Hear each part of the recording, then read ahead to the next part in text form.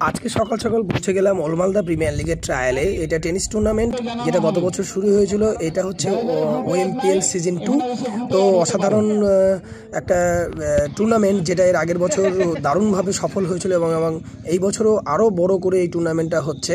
তো এই টুর্নামেন্টের আজকে ছিল ট্রায়াল। এটা হচ্ছে অকশান বেসড হবে।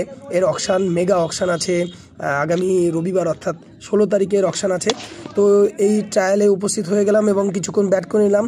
তো আমার গাজলের এক ভাই বিশ্বজিৎ বিশ্বাস, সে এই সুন্দর ভিডিওটা বানিয়ে দিল। তাকে অশেষ অশেষ ধন্যবাদ এত সুন্দর ভিডিও বানিয়ে দেওয়ার জন্য। তো অনেকদিন পর টেনিস ব্যাট করলাম, বেশ ভালো লাগলো। টেনিসটা মাঝে মাঝে খেলা হয়। তো এই টুর্নামেন্টে গত বছর পারফরমেন্স করেছিলাম, তো এই বছর আবার চেষ্টা করব যে আর একটু ভালোভাবে পারফর্ম করার জন্য।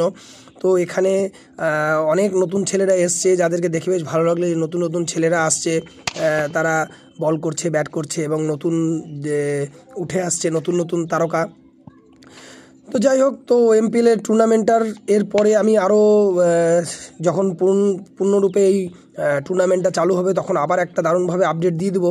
তো এখানে যে মেন যে আছে জামিল, যে এই টুর্নামেন্টের কর্ণধার বলা হচ্ছে, তো তাকেও অশেষ ধন্যবাদ। সে অনেক খেটে একটা ভালো টুর্নামেন্টের ব্যবস্থা করছে এবং ভালো একটা টেনিস ক্রিকেট উপহার দিচ্ছে।